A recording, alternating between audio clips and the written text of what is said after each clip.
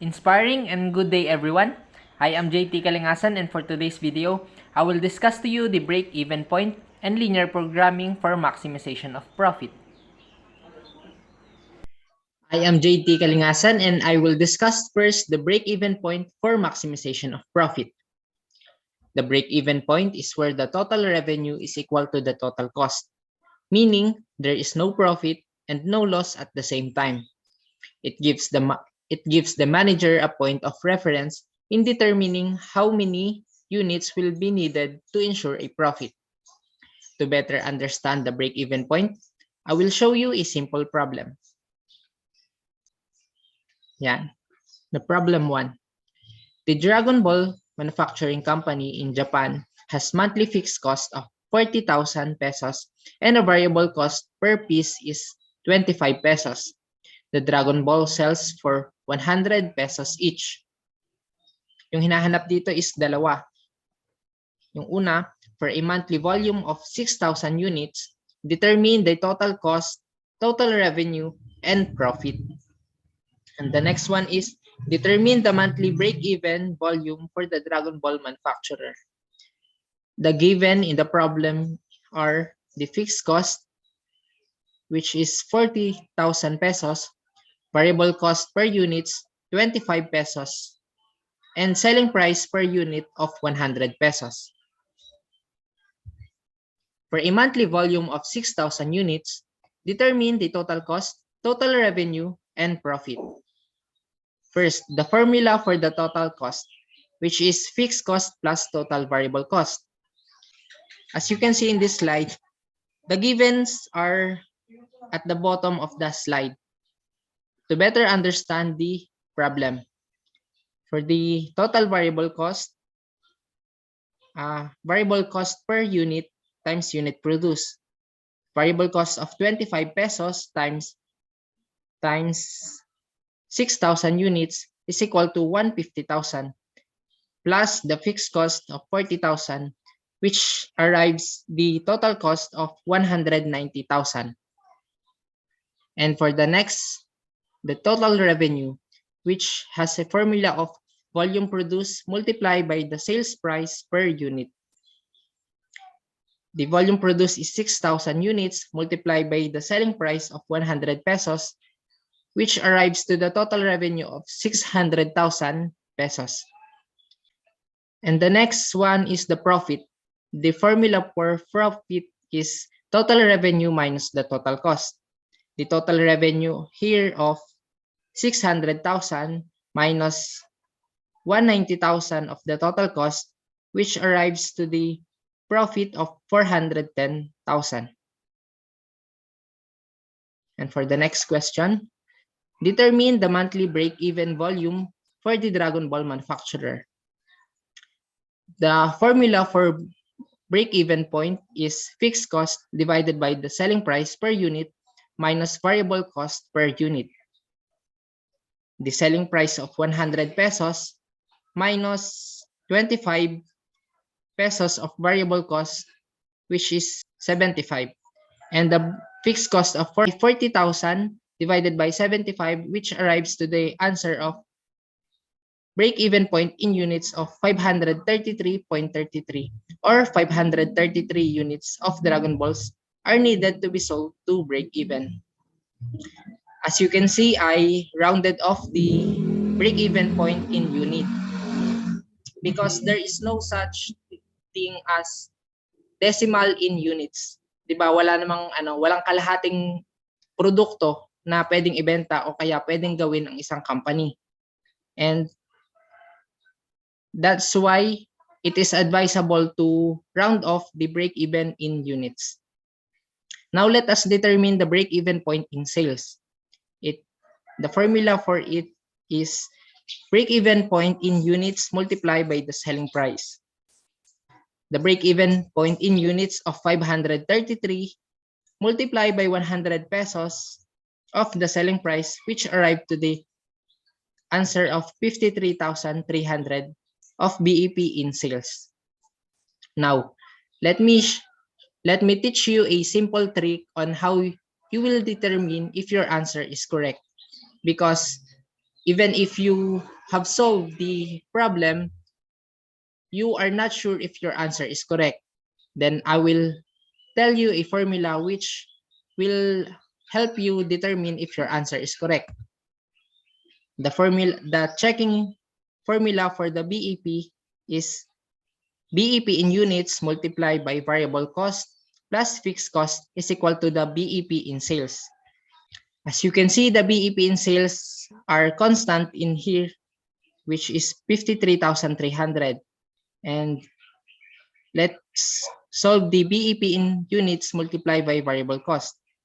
BEP in units of 533 multiplied by variable cost of 25 is equal to 13,325 plus the fixed cost of 40,000 pesos, which is equal to 53,325. As you can see, the two numbers are most likely common and it has a little difference. And I think that difference comes from here when we round off the BEP in units into whole number.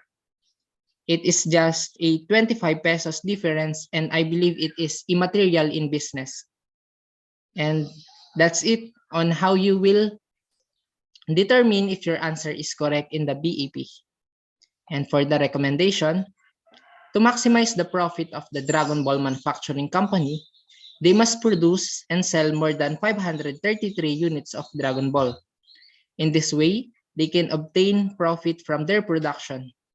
The break-even point in accounting is the point at which total cost and total revenue are equal. Thus, if the company produces greater than the BEP, then it will surely indicate a profit. And that will be the end of my discussion for the break-even point. And stay tuned for the second topic.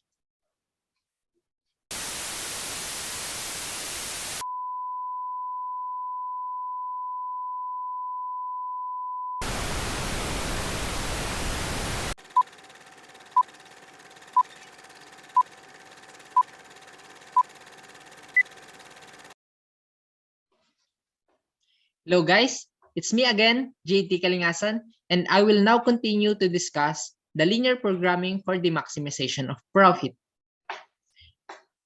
The linear programming is a model that consists of linear relationship representing a firm's decision given an objective and resource constraints.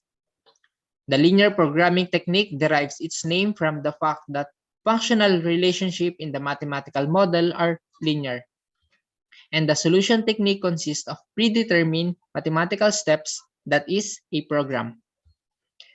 To better understand, I also provided a simple problem.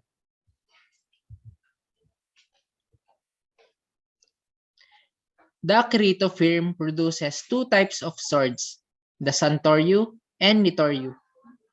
Each Santoryu consists of 8 kg of metal and needs 10 hours of work time to complete. The Nitoryu sword, on the other hand, requires 6 kg of metal and 14 hours of labor. How many of each must Kirito company create in order to maximize profit if it has 48 kg of metal and 84 working hours available, and if it generates a profit of 14,000 pesos for each Santoryu swords and 19,000 pesos for each Notorious swords? The givens in this problem are represented in the table. The resource requirements. The first column, which is the product, the Santoryu sword and Notorious sword. The next column, which is metal in kilogram per unit. The third column is labor per hour per unit, and the profit in pesos. Santoryu sword requires a 8 kg of metal and 10 hours of labor in order to gain a 14,000 pesos of profit. And the Notorious sword, which requires 6 kg of metal, 14 hours of labor to produce and make a profit of 19,000 pesos. Next slide. The step 1 for this linear programming is define the decision variable. And the representations are X and Y. X represents for the Suntory sword and Y for the Nitori sword. And the question to be answered in this step is how many Suntorius and Notorious sword are needed to produce. Now let us proceed to the next step, which is define the objective function. The equation for maximizing the profit is P is equal to 14,000 multiplied by X plus 19,000 multiplied by Y, which P represents the profit and 14,000 multiplied by X for the profit for Suntory sword, and 19,000 multiplied to Y, which represents the profit for Nitori sword. The step 3 in linear programming is define the constraints. This table represents the resources, which is the metal and labor, available for use. The equations are metal is equal to 8x plus 6y less than or equal to 48 kilogram. While the equation of labor is equal to 10x plus 14y less than or equal to 84r. And x and y should be greater than or equal to 0. The formula for maximizing the profit in the given problem is 14,000 pesos multiplied by X plus 19,000 pesos multiplied by Y, subject to 8X plus 6Y is less than or equal to 48 kilogram, 10X plus 14Y is less than or equal to 84 kilogram, 84R, and X and Y should be greater than or equal to 0. In order to get the possible points for the graph, we need to substitute the constraint by the value of 0.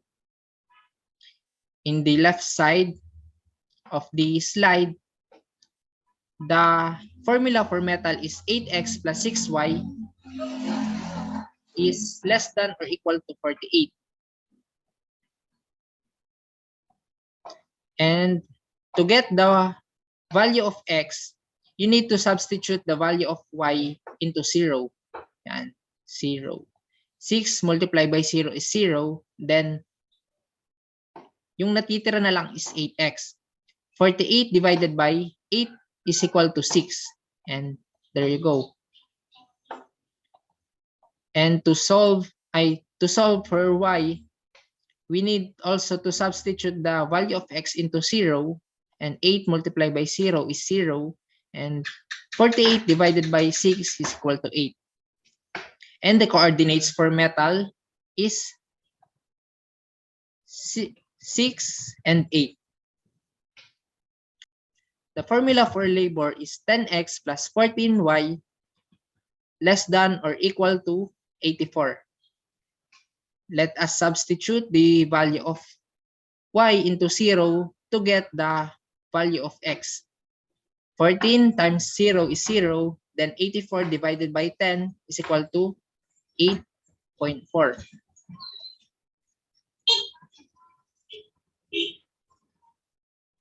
Then, let us compute for the value of y. Let x be 0 and able to compute the value of y. 0, 10 multiplied by 0 is 0, then 84 divided by 14 is 6. Then the coordinates for labor is 8.4 and 6. Now let us proceed to the next. In here, as you can see the table, and I plot the coordinates of metal and labor. The coordinates of metal is here, and the line here, 8x plus 6y is less than or equal to 48. While the coordinates of labor is here, which is 10x plus 14y is less than or equal to 84. The two lines that connected to each other create a space in here which is called a feasible area. And now let us proceed to the next slide. For the step 4. The step 4, which is substitution of variable to attain the common variable in equation. This is just another way other than graph method. Now we have to get the value of x, and in able to get the value of x, kailangan nating mamili kung alin yung gagamitin natin dito. And yung ginamit ko is yung coordinates, ay yung formula of metal, which is 8x plus 6y is equal to 48. In here, I will transpose the 6y into the other, yan, here. And yung natira na lang is yung 8x. At kailangan nating alisin yung whole number dun sa variable na x para makuha natin yung value niya.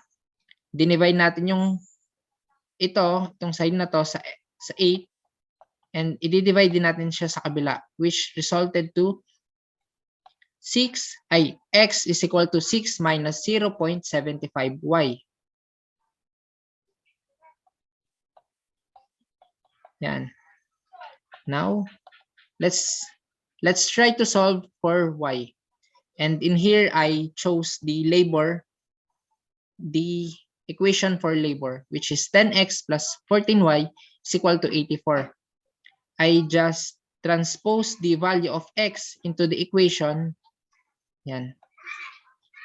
10 multiplied by 6 minus 0.75y plus 14y is equal to 84. Then 10 times 6 is 60. 10 times 0.75y is 7.5y plus 14y is equal to 84. Then 14 plus negative 7.5 is equal to 6.5. And I will transpose the whole number into the other side.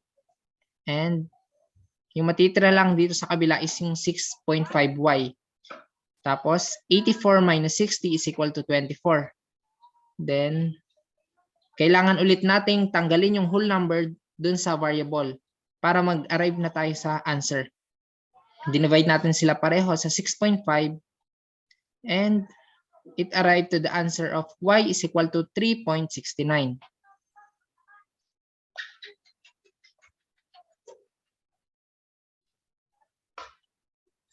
Now let us try to solve for x. Gagayahin lang natin yung ginawa nung nauna. Isa-substitute natin yung value ng y dito sa equation ng metal, yung equation ng metal, which is 8x plus 6y is equal to 48. Sinubstitute na natin yung value ng y na 3.69 and we will multiply it. 6 times 3.69 is equal to 22.14. Then, itatranspose natin ulit yung number na yon dun sa kabilang side dito. 48 minus 22.14 is equal to 25.86. And aalsin ulit natin yung whole number dito sa may variable.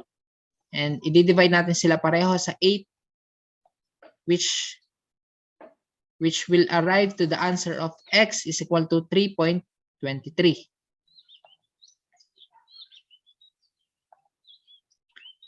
Now let us look in this table. Yung kinompute natin kaninang 3.23, yung value ng x which is 3.23 at yung value ng y na 3.69 ay narito. Tingnan nyo. Ayan. Nilagyan ko na din siya ng guhit para mas makita natin yung kung nasaan talaga yung position niya sa isang graph. Yung optimal solution for x and y, which is Santorio sword of x is equal to 3.23 here. and the notorious sword of Y, which is 3.69. Now let us proceed to the next slide. In this slide, I will show you how to maximize the profit. And in here, I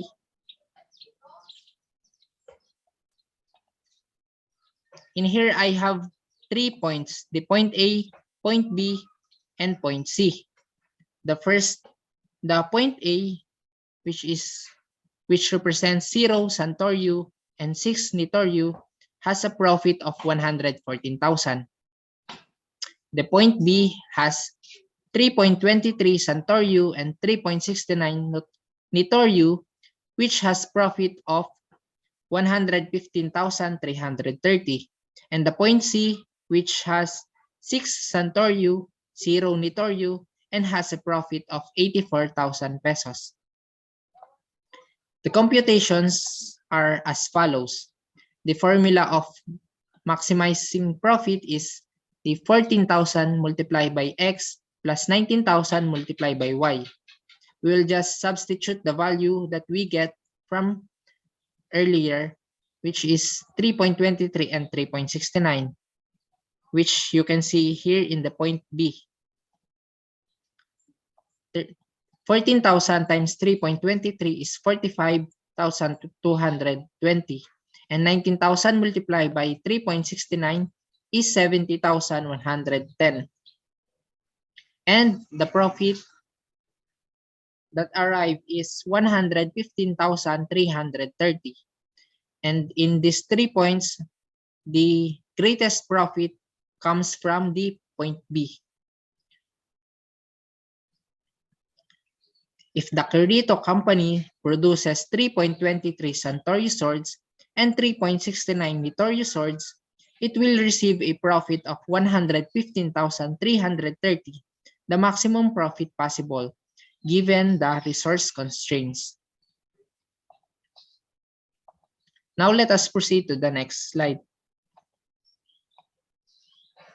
For the recommendation,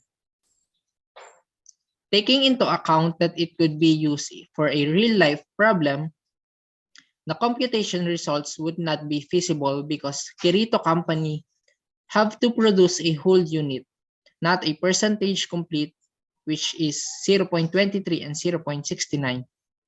It is advisable that we should make it into whole numbers by using the graph, and we could still get what count of each product should be produced in order to get a high profit. I tried using 3-4 units on Santorio and Nitorio swords, but the resources are not enough. And the same is true with producing 4 units of Santorio and 3 units of Nitorio. Getting the profit from producing 0 Santorio and 6 Nitorio, we will have 114,000, while producing 6 Santorio and 0 Nitorio gives off a profit of 84,000. From this perspective, it is advisable that we produce 6 Nitorio swords, as the profit from this is just 1,330 short from the maximum profit, and a great deal compared to the profit from producing other number of products. And that will be the end of my discussion. I hope you have learned something from me. Thank you and have a nice day.